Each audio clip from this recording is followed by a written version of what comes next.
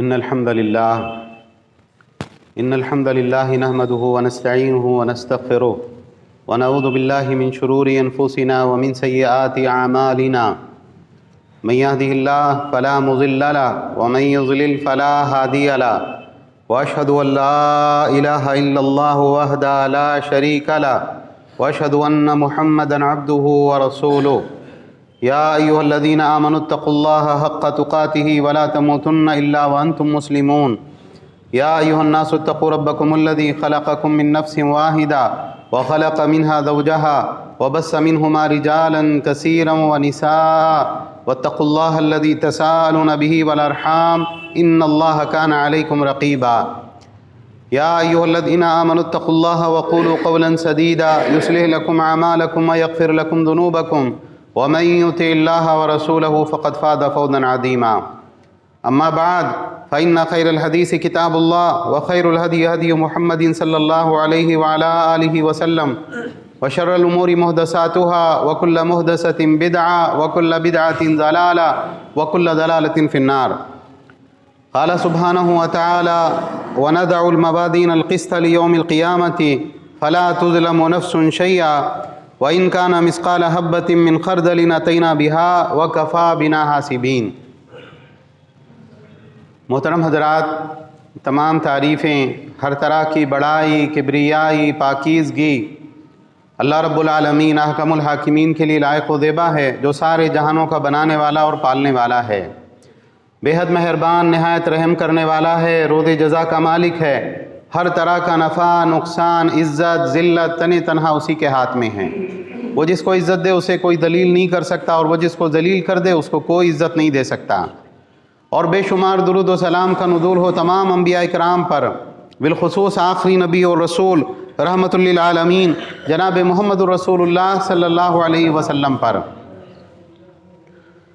بہرحال حمد و صلات کے بعد سورۃ الانبیاء سے ایک آیت کریمہ ہے جو میں نے آپ کے سامنے تلاوت کی، آیت نمبر 47، جس میں اللہ تعالیٰ نے فرمایا وَنَضَعُ الْمَوَازِينَ الْقِسْطَ لِيَوْمِ الْقِيَامَةِ، قیامت کے دن انصاف کے ترازو نصب کیے جائیں گے، تو کسی انسان کے اوپر کوئی ظلم نہیں کیا جائے گا، اور اگر کسی کے پاس رائی کے دانے کے برابر بھی کوئی عمل ہوگا، نیکی یا برائی، اتینا بہا، وہ لے آیا جائے گا.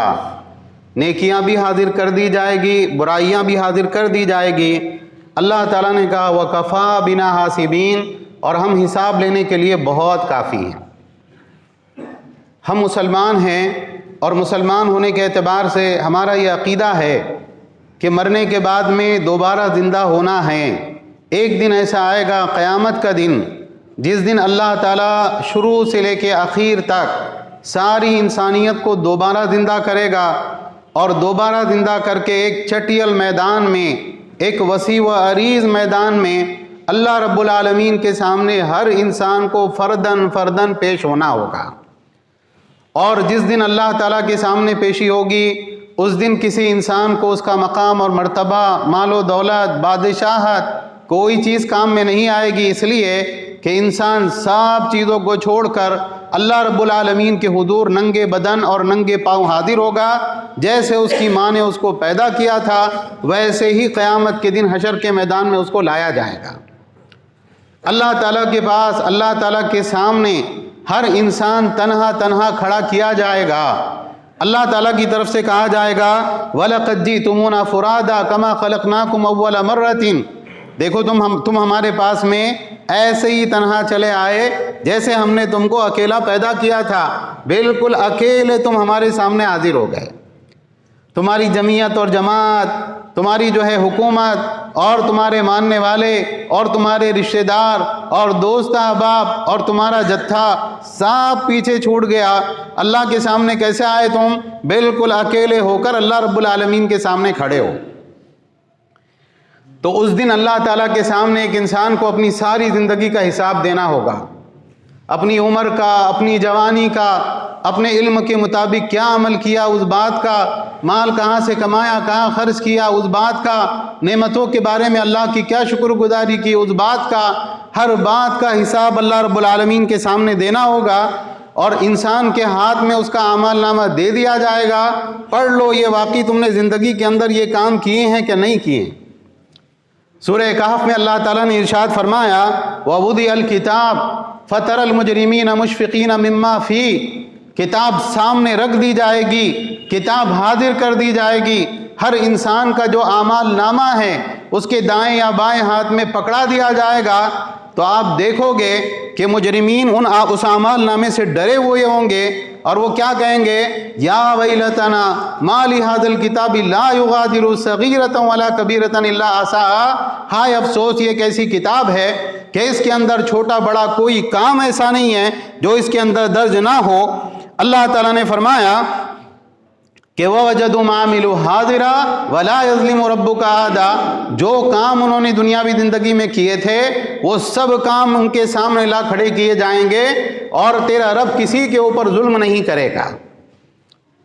انسان کو ڈرنا چاہیے اللہ کے سامنے پیشی سے، اللہ تعالیٰ کے سامنے جواب دہی سے۔ کیا لمحہ ہوگا کہ جب ایک انسان تنہا اللہ کے سامنے کھڑا ہوگا، کوئی بچانے والا نہیں، کوئی شفاعت کرنے والا نہیں، کوئی جو ہے اللہ تعالیٰ کے حضور ہاتھ جو ہے دینے والا نہیں، تھامنے والا نہیں، بالکل ہم ہیں اور ہمارا رب ہے، اور جو ہم نے دنیاوی زندگی کے اندر اعمال کیے وہ سارے اعمال ہماری نگاہوں کے سامنے موجود ہیں۔ آپ سوچیں وہ کیسا لمحہ ہوگا۔ قیامت کے دن کے اعتبار سے جو چیزوں سے ہم کو ڈرنا چاہیے اور جن چیزوں کے بارے میں ہم کو تیاری کرنا چاہیے، اس میں ایک بہت ہی اہم بات ہے کہ اللہ تعالیٰ کی مخلوق پر ظلم کرنے سے آپ بچیں۔ اللہ تعالیٰ نے ظلم کو حرام قرار دیا۔ اللہ تعالیٰ نے کہا کہ اے میرے بندو، میں نے ظلم کو اپنے اوپر حرام کر لیا، اور میں نے ظلم کو تمہارے درمیان بھی حرام کر دیا ہے، فَلَا تُظَالِمُوا، دیکھو خبردار ایک دوسرے کے اوپر ظلم نہیں کرنا۔ اللہ تعالیٰ کے حقوق کا جو معاملہ ہے، ہو سکتا ہے کہ بہت سی غلطیاں اور کوتاہیاں اللہ معاف بھی کر دے اپنی رحمت سے، اور اللہ تعالیٰ کسی نیکی کو بنیاد بنا کر آپ کو معاف بھی کر دے، لیکن بندوں کے حقوق کے بارے میں اللہ تعالیٰ کا قاعدہ کیا ہے؟ جب تک وہ بندہ جس کو آپ نے ستایا اور جس کے اوپر آپ نے ظلم کیا، جب تک وہ بندہ خود آپ کو معاف نہیں کر دیتا، اللہ بھی آپ کو معاف کرنے والا نہیں ہے۔ کتنا خطرناک معاملہ ہوگا جب لوگ حشر کے میدان میں کھڑے کیے جائیں گے، اللہ تعالیٰ کی طرف سے ایک منادی آواز دے گا کہ آج اہل جنت جنت میں نہیں جا سکتے جب تک ان کا حق جو ہے، جو اہل جہنم کا حق ان کے اوپر ہے، وہ حق ادا نہ کر دیا جائے، اور اہل جہنم جہنم میں نہیں جائیں گے اس سے پہلے کہ ان کے جو ہے حقوق کا معاملہ کلیئر ہو جائے اور ہر حق دلایا جائے گا۔ یہاں تک کہ اگر کسی نے کسی کو تھپڑ مارا ہوگا نا، اللہ تعالیٰ وہ حق بھی اس کو دلوائے گا۔ حضرت ابو ذر غفاری رضی اللہ تعالیٰ کی حدیث ہے، اللہ کے نبی صلی اللہ علیہ وسلم کے ساتھ میں مدینہ کی گلیوں میں سے ایک گلی سے وہ گزر رہے ہیں۔ آپ صلی اللہ علیہ وسلم نے اور ابو ذر رضی اللہ تعالیٰ نے دیکھا کہ دو بکریاں ایک دوسرے کے ساتھ سینگیں پھنسا کر لڑ رہی ہیں۔ جیسے جو بکرے ہوتے ہیں وہ ایک دوسرے سے سر ٹکرا کر جس انداز میں لڑتے ہیں، تو اللہ کے نبی صلی اللہ علیہ وسلم نے ابو ذر رضی اللہ تعالیٰ سے پوچھا، اے ابو ذر جانتے ہو یہ کس بات کے اوپر لڑ رہے ہیں؟ ابو ذر رضی اللہ تعالیٰ نے کہا اللہ کے نبی نہیں، میں تو یہ بات نہیں جانتا۔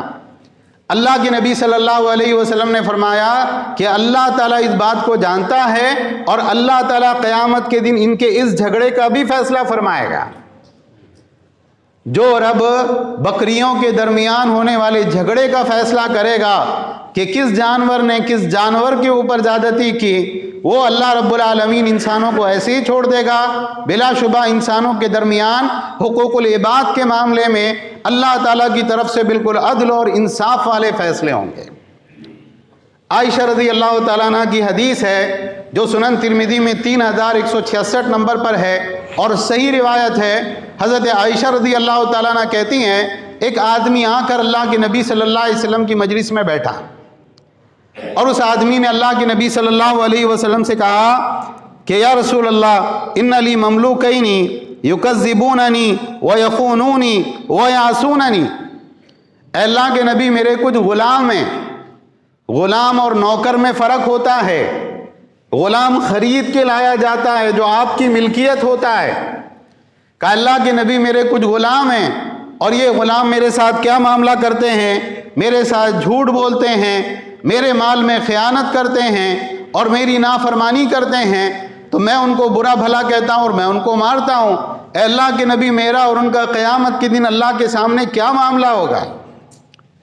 جب اس آدمی نے یہ سوال کیا اللہ کے نبی صلی اللہ علیہ وسلم سے، تو اللہ کے نبی صلی اللہ علیہ وسلم نے فرمایا یحسب ما خانوک وعصوک وکذبوک وعقابک ایاہم، اللہ تعالیٰ قیامت کے دن ان کی خیانت، نافرمانی اور اسی طریقے سے جو ہے ان کے جھوٹ کا اور تیری سزا کا حساب لے گا۔ اللہ تعالیٰ کے یہاں یہ دونوں چیزیں تولی جائے گی کہ غلاموں نے کس قدر خیانت کی، جھوٹ بولا، دھوکہ دیا اور مالک کے ساتھ میں غداری کی، اور مالک نے ان کو کیا سزا دی۔ یہ دونوں چیزوں کا حساب کیا جائے گا، موازنہ کیا جائے گا۔ اللہ کے نبی صلی اللہ علیہ وسلم نے فرمایا کہ اگر تیری سزا ان کے گناہوں کے بقدر ہے، ان کی غلطی اور نافرمانی کے بقدر ہے، تو فقط کان کفافا لک لا لک ولا علیک، اگر یہ سزا ان کی نافرمانی کے بقدر ہے تو برابر سرابر معاملہ ہو گیا، نہ تیرے اوپر کوئی وبال ہوگا نہ تجھ کو کچھ ملے گا۔ اور اللہ کے نبی صلی اللہ علیہ وسلم نے فرمایا کہ اگر تمہاری سزا ان کے گناہوں سے کم نکلی تو یہ تیرے لیے فضل اور نیکی کا ذریعہ ہوگا، اللہ تعالیٰ کے یہاں تجھ کو اس بات کا اجر ملے گا۔ اور اگر تیری سزا زیادہ ہوئی اور ان کی غلطیاں کم ہوئی تو اللہ کے نبی صلی اللہ علیہ وسلم نے فرمایا کہ اقتص لہم منک، تم سے ان کا قصاص لیا جائے گا، تمہاری نیکیاں لے کے ان کو دی جائے گی یا تم کو سزا دی جائے گی، اللہ تعالیٰ جس اعتبار سے معاملہ کرنا چاہے۔ جب اللہ کے نبی صلی اللہ علیہ وسلم نے یہ بات کہی، وہ آدمی رونے لگا، اور اس آدمی نے کہا کہ اللہ کے نبی، میں تو یہ سمجھتا ہوں کہ ان غلاموں کو چھوڑ دینا ہی میرے لیے بہتر ہے، میں آپ لوگوں کو گواہ بنا کے کہتا ہوں کہ میں نے میرے سارے غلام آزاد کر دیے۔ تو جو دین جانوروں کے بارے میں، جو دین غلاموں کے بارے میں، زر خرید غلاموں کے بارے میں یہ تعلیم دیتا ہے کہ ان کو سزا دو گے نا، اللہ قیامت کے دن اس کا بھی حساب کرے گا، اور اللہ سبحانہ و تعالیٰ اس کے بارے میں بھی تمہارے ساتھ انصاف کے مطابق فیصلہ کرے گا۔ آپ سوچیں آپسی معاملات کے اندر کتنی زیادتیاں ہم سے ایک دوسرے کے بارے میں ہو جاتی ہیں، رشتہ داروں کے درمیان آپس میں ایک دوسرے کے ساتھ کتنے معاملات کم زیادہ ہو جاتے ہیں، ماں باپ کا اولاد کے ساتھ معاملہ، اولاد کا ماں باپ کے ساتھ معاملہ، شوہر اور بیوی کے درمیان کے معاملات، سسرال والوں کے ایک دوسرے کے ساتھ میں معاملات، لڑکی اور لڑکے کے گھر والوں کے ایک دوسرے کے ساتھ معاملات، کاروباری پارٹنرشپ میں ایک دوسرے کے ساتھ مالی اور زبانی زیادتیاں، اور دوستوں کا ایک دوسرے کے ساتھ لڑنا جھگڑنا اور ایک دوسرے کو برا بھلا کہنا اور پتہ نہیں کیا کچھ۔ حساب دینا ہے، اللہ تعالیٰ کے سامنے پیش ہونا ہے، ہر قول کا، ہر فعل کا، ہر تھپڑ کا، اور ہر تکلیف دینے والی بات کا، اور ہر گالی کا، اور ہر اٹھائی جانے والی انگلی کا، اور ہر کسی کی کردار کشی کا، اور ایک دوسرے کی غیبت کا اور چغلی کا، اور جو کچھ ہمارے درمیان میں ایک دوسرے کے خلاف معاملات ہوتے ہیں، ہر معاملے کا حساب اللہ کے سامنے دینا ہے، اور اس دن کوئی کسی کو معاف نہیں کرے گا۔ بلکہ عبداللہ ابن مسعود رضی اللہ تعالیٰ عنہ کے ایک اثر میں ہے کہ ایک عورت کا جب حساب کتاب کا معاملہ ہوگا تو اسے معلوم ہوگا کہ اس کے شوہر اور باپ اور بیٹے کی طرف اس کے حق نکلتے ہیں، وہ عورت خوش ہو جائے گی کہ اس کے ذریعے سے مجھ کو نیکیاں ملے گی۔ تو انسان ڈرے اللہ تعالیٰ سے اور ایک دوسرے کے حقوق ادا کرے اور ایک دوسرے پہ ظلم اور زیادتی کرنے سے بچے، اس لیے کہ اللہ تعالیٰ کا ارشاد ہے وَكَفَى بِنَا حَاسِبِينَ، اللہ تعالیٰ حساب لینے کے لیے بہت کافی ہے۔ اسی طرح سے آپ دیکھیں کہ اللہ سبحانہ و تعالیٰ کے جو حقوق ہمارے ذمہ ہوتے ہیں، یعنی ٹھیک ہے اللہ بہت ساری چیزوں کو معاف بھی کرے گا، بہت سے گناہوں کو درگزر بھی فرمائے گا، لیکن نیکیوں اور برائیوں کے بارے میں اللہ کا قاعدہ کیا ہے؟ قانون، اصل قانون کیا ہے؟ اصل قانون یہ ہے کہ ترازو ہوگا اور ایک پلڑے کے اندر نیکیاں رکھی جائے گی اور ایک پلڑے کے اندر برائیاں رکھی جائے گی۔ نیکیوں کا پلڑا بھاری ہو گیا تو ایسی صورت میں کیا ہوگا؟ اللہ نے کہا فَأُولَٰئِکَ هُمُ الْمُفْلِحُونَ، یہ لوگ کامیاب ہیں۔ اور جن لوگوں کا نیکیوں کا پلڑا ہلکا ہو گیا اور گناہوں کا پلڑا بھاری ہو گیا، اللہ تعالیٰ نے فرمایا اولئک الذین خسروا انفسهم بما كانوا بآیاتنا یظلمون، یہ لوگ ہیں جنہوں نے اپنے آپ کو خسارے اور نقصان میں ڈالا، اس لیے کہ یہ ہماری آیتوں کے ساتھ ظلم کیا کرتے تھے۔ ہر انسان کے کامیاب ہونے کے لیے آخری درجے کے اندر شرط کیا ہے کہ نیکیاں اس کے پاس میں کتنی ہونی چاہیے؟ 51%۔ یہ ہے نا کہ اگر جو ہے گناہوں کا حساب اس کے پاس میں 49% جو ہے اگر یہ تناسب ہے، تو نیکیاں کم سے کم آخری درجے میں گرے پڑے معاملات کے اعتبار سے کتنی ہونی چاہیے؟ 51% جو ہے نیکیاں اس کی ہونی چاہیے۔ اگر نیکیوں کا پلڑا ہلکا ہو گیا اور گناہوں کا پلڑا بھاری ہو گیا تو اللہ سبحانہ و تعالیٰ کی طرف سے کیا قاعدہ اور قانون ہے؟ یہ آدمی جہنم میں جائے گا جس کے نیکیوں کا پلڑا ہلکا ہو گیا اور گناہوں کا پلڑا بھاری ہے۔ آج ہم میں سے بہت سارے افراد کا معاملہ کیا ہوتا ہے؟ دیکھو لوگ نماز نہیں پڑھتے، میں کم سے کم نماز تو پڑھ لیتا ہوں نا، ٹھیک ہے دوسرے معاملات میرے اندر نہیں ہیں، ٹھیک ہے لوگ تو ایک وقت کی بھی نہیں پڑھتے، میں فجر نہیں پڑھتا لیکن باقی 4 ٹائم کی تو پڑھتا ہوں نا، لوگ فلاں کام نہیں کرتے لیکن میں رمضان کے روزے تو رکھتا ہوں نا، میں فلاں جو ہے کام تو کرتا ہوں نا۔ ہم لوگوں کے ساتھ اپنا معاملہ جو ہے دیکھتے ہیں، حالانکہ جو انسان برائی کرے گا، گناہ کرے گا، وہ اپنا حساب خود دے گا اللہ کے سامنے۔ ہمیں یہ دیکھنا چاہیے کہ ہماری زندگیوں کے اندر نیکیوں کا پلڑا بھاری ہے یا برائیوں کا پلڑا بھاری ہے۔ اللہ کے نبی صلی اللہ علیہ وسلم کی بہت مشہور و معروف حدیث ہے، قیامت کے دن سب سے پہلے آدمی کی نماز کا حساب کیا جائے گا۔ اگر نماز مکمل نکلی، اگر نماز صحیح نکل آئی، فقد افلح وانجح، وہ آدمی کامیاب ہو گیا، نجات پا گیا۔ اور اگر نماز صحیح نہیں نکلی تو اللہ کے نبی صلی اللہ علیہ وسلم نے فرمایا فقد خاب و خسرا، وہ آدمی نقصان اٹھانے والا ہو گیا، خسارے کے اندر جو ہے وہ آدمی پڑ گیا۔ کون؟ جس آدمی کی نماز اللہ کے یہاں مکمل نہ نکلے۔ کیا ہماری نمازیں صحیح ہیں؟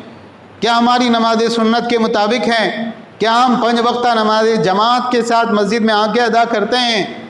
کیا ہم نمازوں کو جو ہے بالکل ایسے ادا کرتے ہیں جیسے ادا کرنے کا اللہ اس کے رسول نے حکم دیا ہے؟ اگر ایسا نہیں ہے تو قیامت کے دن جب ہماری نمازوں کا حساب ہوگا تو ہماری نمازیں صحیح نکلے گی کہ غلط نکلے گی، اور اس کے بعد میں فیصلہ کیا ہوگا؟ ہر انسان خود دنیاوی زندگی میں اس کا فیصلہ کر سکتا ہے۔ اللہ کے نبی صلی اللہ علیہ وسلم نے فرمایا کہ اگر فرائض میں کوئی چیز کمی نکل آئے، نماز تو پڑھا تھا لیکن خشوع و خضوع سے نہیں پڑھا تھا، نماز تو پڑھا تھا لیکن دل میں دنیا کے خیالات تھے، نماز تو پڑھا تھا لیکن فلاں غلطیاں اس سے نماز کے اندر ہوئی، تو اللہ تعالیٰ کی طرف سے کہا جائے گا دیکھو میرے بندے کے پاس کچھ نوافل بھی ہیں، اگر نوافل ہوں گے، تطوع ہوگا، تو ایسی صورت میں اس کے ذریعے فرائض کی کمی پوری کی جائے گی۔ اور نماز کے بعد جب ہر عمل کا حساب ہوگا تو ہر عمل کے اندر اللہ تعالیٰ کی طرف سے یہی طریقہ ہوگا۔ فرض روزوں کی کمی نفلی روزوں کے ساتھ پوری کی جائے گی، فرض زکوٰۃ کی کمی نفلی صدقات کے ذریعے پوری کی جائے گی، اور جو چیزیں اللہ تعالیٰ کی طرف سے ہیں ہر فرض عمل کی تلافی نفلی اعمال کے ذریعے کی جائے گی۔ آج ہمارا حال کیا ہوتا ہے؟ نمازوں کے باب میں، دیگر چیزوں کے باب میں فرض ادا کر لیے، فرض ادا کرنے کے بعد میں سنتوں کی کس کو پڑھی ہے اور کیا کرنا ہے؟ عین وقت پہ آئے، نماز پڑھی، نماز پڑھ کے فوراً ایسے بھاگے کہ پیچھے پلٹ کر بھی نہیں دیکھا، اور نوافل اور سنتیں اور نفلی عبادتیں، یہ ساری عبادتیں ہماری زندگیوں سے نکلتی چلی جا رہی ہیں۔ کتنے لوگ ہیں جو سنن مؤکدہ کا اہتمام کرتے ہیں؟ کتنے لوگ ہیں جو تہجد کی نماز پڑھتے ہیں؟ چلیے تہجد کی نماز بہت دشوار ہوتی ہے انسان کے اوپر، اشراق اور چاش کی نماز پڑھنے والے کتنے ہیں؟ وہ نماز جس کے بارے میں اللہ کے نبی صلی اللہ علیہ وسلم نے فرمایا کہ یہ 2 رکعت انسان کے سارے جوڑوں کی طرف سے صدقہ ادا ہو جاتا ہے۔ اسی طرح سے رمضان المبارک کے اندر تراویح کی نماز اہتمام کے ساتھ امام کے پیچھے پڑھنے والے کتنے ہیں؟ جس کی فضیلت میں یہ ہے کہ جس انسان نے عشاء کے بعد سے لے کر تراویح کے مکمل ہونے تک امام کے ساتھ نماز پڑھی، اللہ اس کو پوری رات قیام اللیل کا ثواب دیتا ہے۔ رمضان میں قیام کا ثواب اس کو ملتا ہے پوری رات۔ غفلت اور کوتاہیاں اور نفلی روزے وہ تو بہت دور کی بات ہے، نفلی صدقات وہ تو بہت دور کی بات ہے۔ تو یہ بات یاد رکھیں کہ قیامت کے دن اس کا بھی حساب ہونا ہے اور اللہ کے سامنے پیشی ہونی ہے، تو انسان کو فرائض کے ساتھ نوافل کا بھی اہتمام کرنا چاہیے۔ بہت ساری برائیاں اور گناہ ایسے ہیں کہ جو انسان دنیاوی زندگی میں کر بیٹھتا ہے اور جب اللہ کے سامنے جائے گا تو ان برائیوں کی وجہ سے، ان گناہوں کی وجہ سے اس کی نیکیاں برباد ہو جائے گی۔ آپ غور کریں، اگر آپ کو بینک سے فون آتا ہے اور آپ سے کہا جاتا ہے کہ بھئی آپ فلاں صاحب ہیں، آپ کے اکاؤنٹ کے اندر اتنی بھاری رقم موجود ہے، اگر فلاں فلاں ڈاکومنٹ آپ نے نہیں دکھائے یا فلاں کاغذ آپ نے سبمٹ نہیں کیے یا فلاں کام آپ نے نہیں کیا، آپ کا پورا پیسہ سرکار ضبط کر لے گی اور آپ کے اکاؤنٹ میں کچھ نہیں بچے گا۔ یہ آدمی پاگل ہو کر بھاگے گا دیوانہ وار اور کوشش کرے گا کہ ہر کسی کو پکڑے گا، ہر کسی کے پاس جائے گا اور کوشش یہ کرے گا کہ کسی طرح سے میرا دنیاوی پیسہ بچ جائے۔ حالانکہ دنیا کے مال و دولت کا معاملہ یہ ہے کہ اگر انسان بالکل خالی ہاتھ ہو جائے تب بھی وہ دوبارہ کما سکتا ہے، لیکن آخرت کے اندر اگر اعمال برباد ہو جائیں اور انسان کو کہا جائے تمہارے پاس کچھ نہیں بچا، تو اب اس کے پاس واقعی کچھ نہیں بچے گا، اس لیے کہ اس کے پاس موقع نہیں ہوگا کہ وہ دوبارہ جا کے دنیا میں نیکیوں کو کما لے۔ کتنی ایسی چیزیں ہیں جو انسان کے اعمال کو برباد کر دیتی ہیں۔ اللہ تعالیٰ نے مثال کے طور پر قرآن کریم میں فرمایا، سورۃ البقرہ آیت نمبر 217 میں، وَمَن يَرْتَدِدْ مِنْكُمْ عَنْ دِينِهِ فَيَمُتْ وَهُوَ كَافِرٌ فَأُولَٰئِكَ حَبِطَتْ أَعْمَالُهُمْ فِي الدُّنْيَا وَالْآخِرَةِ وَأُولَٰئِكَ أَصْحَابُ النَّارِ هُمْ فِيهَا خَالِدُونَ۔ جو اپنے دین سے مرتد ہو جائے اور اس حالت میں مرے کہ وہ کافر ہو تو اس کے اعمال دنیا اور آخرت کے اندر برباد ہو گئے اور یہ لوگ جہنم والے ہیں جہاں پر وہ ہمیشہ ہمیشہ رہیں گے۔ اپنے دین سے پھر جانا، اسلام کو چھوڑ کر دوسرے دین کو اختیار کر لینا، یہ اس کے پورے اعمال کو برباد کر دیتا ہے، اسلام کی حالت میں اس نے جتنے اعمال کیے۔ اب آپ یہ کہیں گے کہ صاحب یہ تو بہت بڑی بات ہے نا کہ بھئی ایک آدمی ہندو ہو جائے، یہودی ہو جائے، عیسائی ہو جائے، کوئی اور دیگر مذہب کو اختیار کر لے، ہم تو ایسا نہیں کرنے والے، ہم تو پکے سچے مسلمان ہیں، خاندانی مسلمان ہیں اور ہم ایسا نہیں کرنے والے۔ لیکن یہ بات یاد رکھیے کہ ارتداد جو ہوتا ہے، اللہ کے دین سے پھر جانا، بعض مرتبہ وہ ایک جملے اور ایک بات کے ذریعے سے بھی ہو جاتا ہے۔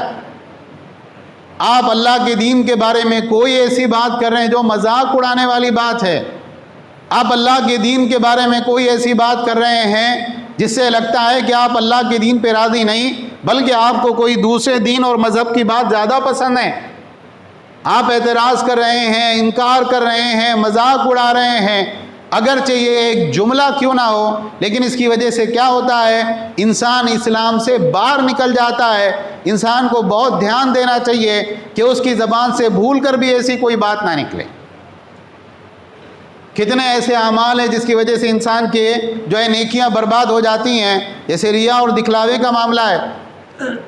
آدمی اس لیے نیکیاں کرے تاکہ لوگوں کے درمیان میں شہرت ہو، لوگ اس کی خوب تعریف کریں، لوگ اس کو بہت بڑا عالم کہیں یا بہت سخی اور فیاض آدمی کہیں۔ اس کے بارے میں اللہ کے نبی صلی اللہ علیہ وسلم نے کیا فرمایا؟ قیامت کا دن ہوگا اور لوگ اللہ کے پاس اپنے اعمال کا بدلہ لینے کے لیے آئیں گے۔ یہ آدمی خوش خوش اللہ کے سامنے جائے گا اور اللہ کے سامنے اپنے اعمال کی لسٹ پیش کرے گا، اللہ فلاں فلاں فلاں کام کر کے دنیا سے آیا ہوں۔ اللہ تعالیٰ کی طرف سے کیا کہا جائے گا؟ جاؤ تم دنیا میں جن کو دکھانے کے لیے اعمال کرتے تھے، ذرا غور کرو، جا کے ان سے پوچھو کیا ان کے پاس تمہارے اعمال کا بدلہ ہے؟ ہمارے پاس تمہارے اعمال کے لیے بدلہ نہیں۔ اس آدمی کو وہاں سے دھتکار دیا جائے گا۔ آج جو دور ہے سوشل میڈیا کا، ہر چیز نیکی کرنے کے بعد میں فوراً اس کا اعلان کیا جائے، اپنے موبائل فون پہ ڈال دیا جائے، انٹرنیٹ پہ، سوشل میڈیا کے الگ الگ پلیٹ فارم پہ، فلاں فلاں نیکی کی، فلاں کو اتنا دیا، فلاں کو یہ کام کیا، فلاں مسجد بنائی، فلاں مدرسہ بنایا، فلاں خیر کے اعمال کیے۔ یہ انسان کی دوسری نیکیوں کو بھی برباد کر دینے والا عمل ہے۔ اسی طرح سے آپ دیکھیں، اللہ کے نبی صلی اللہ علیہ وسلم نے فرمایا کہ کتنے روزے دار ایسے ہوتے ہیں جن کے رودے سے ان کو بھوک اور پیاس کے سوا کچھ حاصل نہیں ہوتا، اور کتنے شب بیدار ایسے ہوتے ہیں کہ ان کی شب بیداری کی وجہ سے ان کو نیند سے جاگنے کی اذیت کے سوا اور کچھ نہیں ملتا۔ سنت کے خلاف آدمی کام کرے گا، اس کو اللہ تعالیٰ کے یہاں کوئی اجر و ثواب نہیں ملے گا۔ اسی طرح سے اللہ تعالیٰ نے قرآن کریم میں فرمایا، یا ایھا الذین آمنوا لا تبطلوا صدقاتکم بالمن والاذی، اے ایمان والو اپنے صدقات کو احسان جتلا کر اور تکلیف دہ باتیں کر کے باطل مت کرو۔ یہ عام مزاج ہے ہمارے یہاں آج کے دور میں، مردوں میں بھی خواتین میں بھی، کہ اگر ہم کسی کے ساتھ کوئی احسان کا معاملہ کرتے ہیں، کسی کو کچھ دیا، ضرورت کے موقع پہ کسی کی مدد کی، مشکل حالات میں جو ہے کسی کا سپورٹ کیا، کسی کو راشن دلایا، کسی کے بچے کی فیس بھر دی، کوئی کام ہم نے کر دیا، اب بہت سی مرتبہ ہم لوگ کیا کرتے ہیں، احسان جتلاتے ہیں، فلاں وقت میں دیکھو ہم نے تمہارا کتنا ساتھ دیا تھا، ہم نہیں کرتے تو تمہاری کیا حالت ہوتی۔ بعض مرتبہ عام لوگوں کے سامنے آدمی اس چیز کو ظاہر کرتا ہے جس کا ظاہر کرنا اس کو پسند نہیں ہوتا، اور بہت سی مرتبہ تکلیف دہ بات کر کے انسان صدقہ دیتا ہے، دے تو رہا ہے لیکن ذلیل کر کے، دے تو رہا ہے لیکن اس کی عزت نفس کو پامال کر کے، اس کو جو ہے بالکل حقیر جتا کر، تو ایسی صورت میں کیا ہوگا، اس صدقے کا بھی اللہ تعالیٰ کے یہاں کوئی ثواب نہیں ملے گا۔ اسی طرح سے آپ دیکھیں کہ بہت سی مرتبہ ہم لوگ آخرت میں اللہ تعالیٰ کے سامنے پیشی کو بھلا دیتے ہیں، یاد ہی نہیں ہے کہ اللہ کے سامنے جانا ہے، اور یاد ہی نہیں ہے کہ ایک دن ایسا آنا ہے کہ اپنی نیکیوں اور برائیوں کا باقاعدہ حساب دینا ہے۔ سورہ سجدہ اللہ کے نبی صلی اللہ علیہ وسلم بکثرت پڑھا کرتے تھے، ہر رات بھی آپ صلی اللہ علیہ وسلم پڑھتے تھے، اور جمعہ کے دن فجر کی نماز میں بھی آپ صلی اللہ علیہ وسلم پڑھا کرتے تھے۔ سورہ سجدہ کو آپ پڑھیں ترجمے کے ساتھ، تفسیر کے ساتھ، اللہ تعالیٰ نے اپنے سامنے پیشی کا ایک نقشہ کھینچا ہے کہ جب لوگ، مجرم لوگ اللہ کے سامنے سر جھکا کر کھڑے ہوں گے اور اللہ تعالیٰ سے ان کی کیا بات چیت ہوگی، تو لوگ یہ کہیں گے کہ اللہ ہمیں دوبارہ دنیا میں بھیجیے، ہم اچھے اعمال کر کے آپ کے سامنے آئیں گے۔ اللہ تعالیٰ کی طرف سے کہا جائے گا کہ فذوقوا بما نسیتم لقاء یومکم ھذا انا نسیناکم، تم ہم سے اس ملاقات کو بھولے بیٹھے تھے دنیا کے اندر، تو اب تم کو عذاب کا مزہ چکھنا ہے، ہم بھی تم کو ایسے ہی بھلا دیں گے جیسے تم نے دنیا میں ہماری ملاقات کو بھلا کر زندگی گزاری۔ بہت ضروری ہے کہ ہم لوگ یہ سمجھیں اللہ کے سامنے پیشی ہونی ہے، اللہ تعالیٰ کے سامنے حساب دینا ہے، اللہ تعالیٰ کے سامنے اپنی ہر کمی اور کوتاہی کا اعتراف کرنا ہے، اور اللہ تعالیٰ کے سامنے ہمارے سارے اعمال نامے بالکل واضح طور پر حاضر ہوں گے۔ ایک انسان انکار بھی کرنا چاہے تو انکار نہیں کر سکے گا۔ دنیا میں اس چیز کو یاد رکھیں، اپنے اعمال کی اصلاح کرتے رہیں، اللہ سے توبہ استغفار کرتے رہیں، اور لوگوں کو حقوق ادا کریں، اسی میں ہمارے لیے بھلائی ہے۔ اللہ تعالیٰ ہم سب کو کہنے سننے سے زیادہ عمل کی توفیق عطا فرمائیں۔ ساری دنیا کے اندر جہاں جہاں مسلمان پریشان حال ہے، اللہ ان کی پریشانیوں کو دور فرما۔ جو مسلمان کافروں کی قید میں، اللہ ان کو آزادی اور رہائی عطا فرما۔ اے اللہ اسلام اور مسلمانوں کو غلبہ اور عزت عطا فرما، کفر اور کافروں کو ذلیل اور رسوا فرما۔ جو بے روزگار ہیں اللہ ان کو حلال طیب روزگار عطا فرما۔ جو نکاح کے خواہش مند ہیں ان کو مناسب جوڑا عطا فرما۔ جو بے اولاد ہیں اللہ ان کو نیک صالح اولاد عطا فرما۔ جو بیمار ہیں اللہ ان کو شفائے کاملہ عاجلہ عطا فرما۔